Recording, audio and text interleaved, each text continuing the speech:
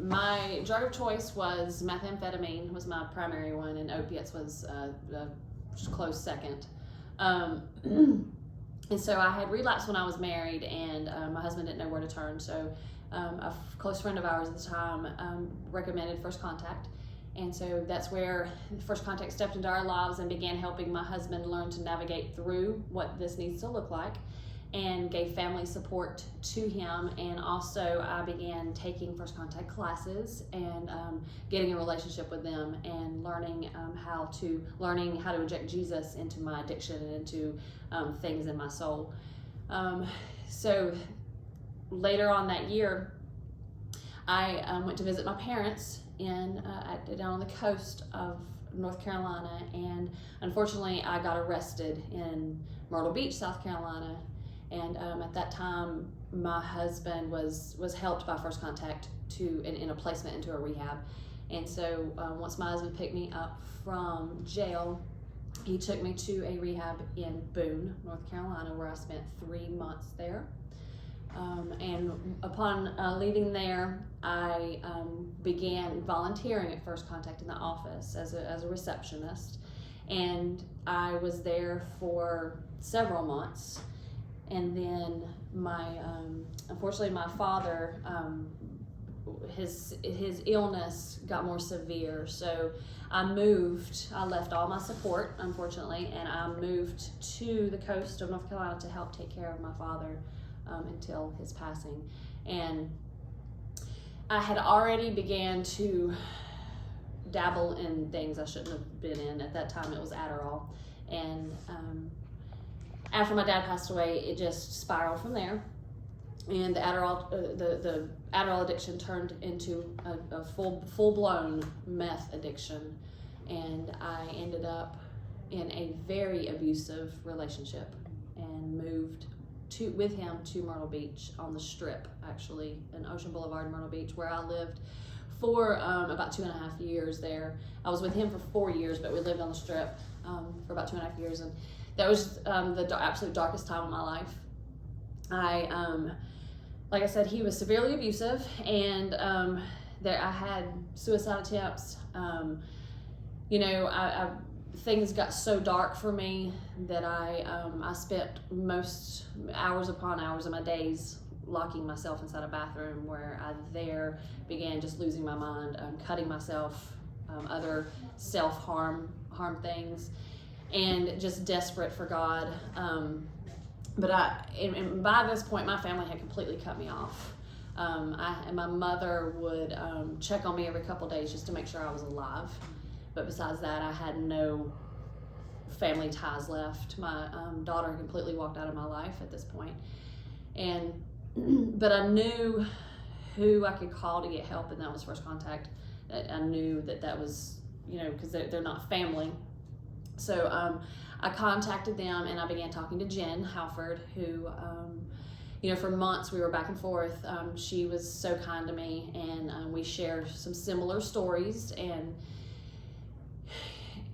she offered, she would always offer that First Contact would come get me from Myrtle Beach and get me out of there, and I would get close, and then I would back off, and then I would get close, and then I would back off. And that's just the nature of the addiction, and also abusive relationships. There's a twisted dependency that develops, and so I was terrified to leave. I was terrified to stay. It was a darkness, a level of darkness I had never experienced before. So finally, in January of 2022, I left on January 8th, 2022. I left walking with just my purse. I left everything behind, and I knew something was different that night. I knew I was not going back. And I contacted my brother, who very reluctantly helped me, and he put me in a hotel room for 2 days, and he contacted Craig at First Contact, and they began working together and getting a plan to get me out of there. And 2 days later, on January 10th, 2022, 2 wonderful gentlemen from First Contact drove from Hendersonville to Myrtle Beach to pick me up from the hotel room where I was staying, and immediately turned around and drove me right back to Hendersonville, where I was admitted into the Hope unit now it's Adventist Health System, Parkridge Health. And I spent 2 weeks there. Right when they came and got me, I knew I was going to die. My suicidal ideation turned into homicidal ideation, and that was a darkness, again, that I was terrified because I knew death was coming for me, for him, one or both of us. I knew that. There was a lot more spiritual warfare going on that was just obvious in my life at that time.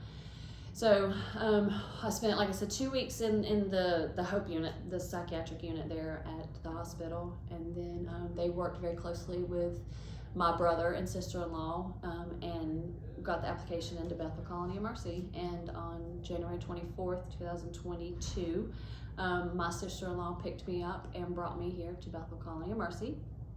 And that's been 2 years, and 2 years later, I am now working as staff here. And if the Lord has done so much in my life, I'm completely healed from any trauma and abuse. It's as if it never happened. And learn that addiction is a sin problem. It's not a disease that cannot be healed, because that is not facts. It absolutely, you can get rid of it. You can break every chain. While here, the Lord has completely taken away all taste for any drugs. I smoked cigarettes for 25 years, and I have not smoked a cigarette in over a year.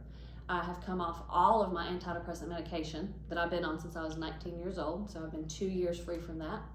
And all trauma and any unforgiveness, all of that, the Lord has completely healed in my life, and I'm walking in absolute complete freedom today. And I couldn't have done that without the wonderful people at First Contact. They literally saved my life. They pulled me out of Myrtle Beach. I was going to die there, and I can never thank them enough for what they do. And I know now, working in ministry, sometimes it's thankless days, and it's long hours, but it's worth it. And I thank First Contact for their obedience to the Lord, because they decided to be obedient. My life was saved.